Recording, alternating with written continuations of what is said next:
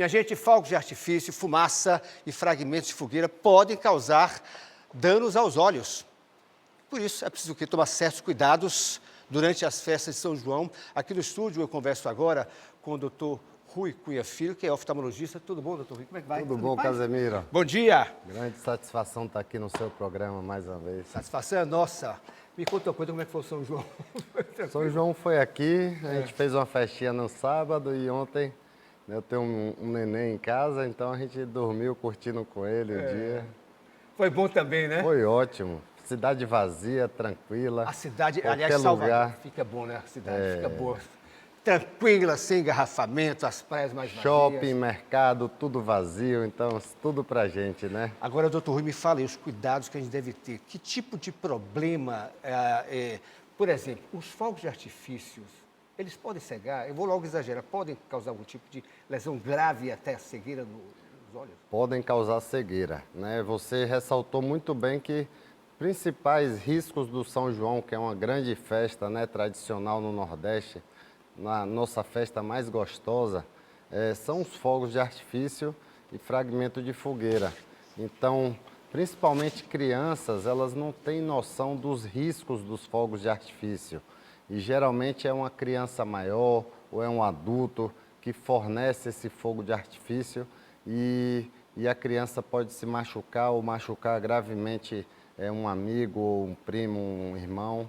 Então, é muito importante. Eu tive o ano passado, uma paciente de 8 anos de idade que o pai forneceu a chuvinha com traque para ela e esse traque saiu pela culatra e foi direto no olho dela.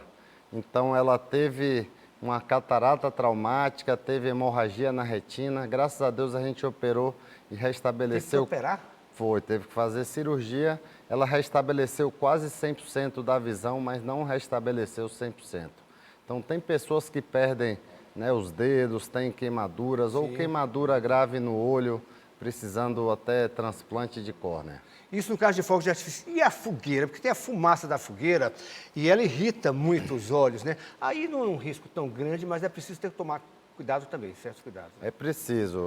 A depender do vento, a gente tem que se posicionar fora da fumaça e fuligem, porque às vezes a pessoa coloca, né, cadeiras em volta da fogueira e fica ali recebendo fumaça e fuligem, e ali são corpos estranhos que vão entrar no olho e se misturar na nossa lágrima. E isso no final da noite pode causar uma irritação grande. Então, lavar os olhos abundantemente, usar colírio lubrificante pode amenizar. Agora, por exemplo, o senhor falou, muita gente gosta, São João do Interior tem a tradição da fogueira, como a gente está vendo aqui, ó, a imagem, as pessoas ficam em volta da fogueira, certo? Conversando, e sem perceber, às vezes a fumaça vai entrando nos olhos, né? Qual seria, por exemplo, a proteção para soltar fogo? Um óculos resolveria, ajudaria? Com certeza, os EPIs, né, óculos que são acessíveis em qualquer lugar, casa de materiais de construção, protegem muito bem os olhos, mas na prática é muito difícil de ocorrer que a pessoa, né, vai comprar um EPI para soltar fogos. Ele vai lá, né, naquele momento é uma tradição e existem alguns fogos como morteiros, espadas, que né, a depender da qualidade da confecção, elas podem sair pela culatra. Então, o grande risco é esse, os traumas maiores, né? A gente tem o nosso HGE e o DEORC com emergência em oftalmologia 24 horas, e a gente pega casos, geralmente, de fogos de artifício que não funcionaram devidamente e causaram um acidente grave. Às vezes a pessoa perde parte da mão, ou então pode vir para o rosto causando lesões oculares. São verdadeiras armas, né, doutor Rui? Uma espada, um rojão potente, tem um que chama pancadão, meu irmão. Imagine, o nome já fala, pancadão. O movimento aumenta muito, assim, de pessoas que têm problema nos olhos e queimados, a gente sabe também. Com o senhor também? O senhor já atendeu esses dias alguma coisa assim? Eu não atendi porque eu não trabalho diretamente lá na urgência, mas eu pego os casos cirúrgicos. Sei. Mas com certeza quem está hoje em serviços de emergência de oftalmologia está pegando casos relacionados ao São João. Eu acho que na capital a gente solta menos fogos, né? Porque existe um pouco de restrição até por conta da lei, de soltar fogos, de acender Tem algumas fogueira. guerras aí em bairros, né, de espadas, né? Mas no interior é muito frequente ter acidentes nessa época do ano, que acabam vindo também para a capital pela assistência mais facilitada. Essa época do ano existem casos de conjuntivite também? Tem relação ou nenhuma relação? Tem muita relação. Essa época do ano a gente está tendo surtos de conjuntivite adenoviral, que é uma conjuntivite viral muito forte, e os vírus, né, os enterovírus que provocam gastroenterite estão muito frequentes e podem causar sintomas gripais e conjuntivite também. Geralmente eles são autolimitados, mas tem que se ter cuidado com o contágio, porque muitas vezes o norovírus, que é um vírus novo, tem um contágio direto de pessoa para pessoa, mas ele fica muito tempo fora do corpo humano também. Então ele não se degrada rapidamente. Então a pessoa pega em qualquer local uma mesa, uma maçaneta, e aquilo ali pode estar contaminado e a pessoa pegar esse vírus que causa uma gastroenterite horrível. Agora, doutor Rui, o senhor falou agora há pouco da proteção, né? São João, fogos de artifício, crianças, ele falou até que uma garota de 8 anos, não é isso? Teve um problema sério, teve que fazer cirurgia. A mãe e o pai estão lá com a garota, com a menina, cai alguma coisa no olho. Como é que se cuida nesse momento? O primeiro socorro deve ser feito de que maneira? E a partir de que momento a gente percebe a necessidade de se levar até um centro médico, por exemplo? Porque é comum a fumaça no olho, ficar vermelho, inchar o olho, ou cai algum resíduo de fogueira ou até do próprio fogo de artifício. Qual é o cuidado que a gente deve ter no primeiro momento, principalmente com a gente e com as crianças também, né? No primeiro momento, Casemiro, seria lavar abundantemente o olho, seja com água limpa, né, filtrada, ou de preferência água mineral, ou soro fisiológico. E qualquer situação que, né, se notar um sangramento no olho, uma dor muito intensa, deve-se procurar um oftalmologista, porque é difícil, o pai ali não vai saber localização ou gravidade da lesão para poder tratar adequadamente. Às vezes a gente acha que não é tão grave, mas pode ser potencialmente grave. O senhor falou de colírio também. E tem pessoas que vão para, digamos assim, remédios caseiros. Tem gente que fala que botar limão, pingar limão, às vezes é bom para limpar os olhos. Isso é recomendável ou é mito e até ruim? Não é recomendável porque a nossa lágrima ela tem um pH, que é o pH fisiológico da lágrima. E aí quando se pinga limão, que é um pH muito ácido, vai inflamar muito o olho.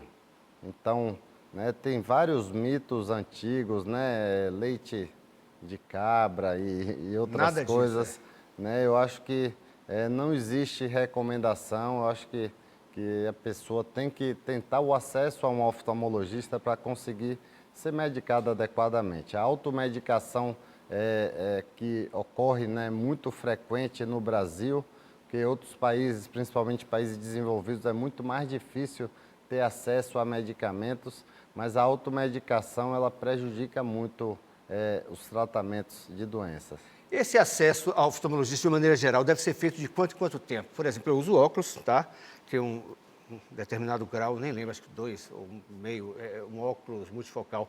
De quanto em quanto tempo a gente deve procurar um profissional oftalmologista para ver se mudou o grau e a partir do momento que a gente usa o óculos, diminui o grau ou tende a aumentar também? É muito interessante essa pergunta e assim, quando se vai no oftalmologista, o oftalmologista ele não olha só o grau, tá? A gente não tem regulamentado no Brasil a optometria, mas o optometrista olha só o grau. Ele vai fazer alguns exames para prevenção de doenças oculares. Então, desde o primeiro mês de vida, depois com 1 ano e anualmente, a pessoa que não tem problemas oftalmológicos deve ver um oftalmologista porque ela vai fazer uma medicina preventiva. Vai ser avaliada a pressão ocular, o nervo óptico, a retina, a córnea e o grau dela também. E aí, qualquer alteração ou doença ocular a gente pode detectar em fases iniciais que o tratamento é muito mais eficiente. O que o senhor falou de pressão ocular, muita gente fica em dúvida. A pressão ocular tem alguma coisa a ver com a chamada pressão arterial? Tem alguma relação? Não. O que é pressão ocular e de que maneira ela aparece? É o olho vermelho? Qual é o sintoma que a pessoa tem para saber se tem ou não a pressão ocular alterada, digamos assim? A pressão ocular ela não tem nada a ver com a pressão arterial. Pressão arterial é a pressão em que o sangue circula no corpo e a pressão ocular a gente mede a pressão do olho, porque o olho ele fica, né, cheio de um líquido, que é o humor aquoso, que ele é produzido e drenado, e aí de acordo com o equilíbrio de produção e drenagem, existe a pressão ocular adequada. Então a pressão aumentada tem uma relação com a doença chamada glaucoma, e geralmente é silenciosa, não dá olho vermelho, não causa dor e ocorre em pessoas geralmente a partir dos 35, 40 anos, muito frequente na população negra, por isso que Salvador é uma das cidades onde tem maior frequência de glaucoma e só o oftalmologista pode detectar através da medida da pressão, da avaliação do nervo óptico que é afetado pelo glaucoma e, se necessário, feito um check-up de glaucoma, que são vários exames relacionados para diagnosticar a doença e indicar o melhor tratamento. Então, é uma doença, segunda maior causa de cegueira irreversível no mundo, e silenciosa. Então, nós pegamos muito pacientes já em estágio avançado, porque eles não sabiam. Então, fiquem atentos se tiver algum familiar que tem glaucoma, é importante fazer a triagem mais cuidadosa com o oftalmologista.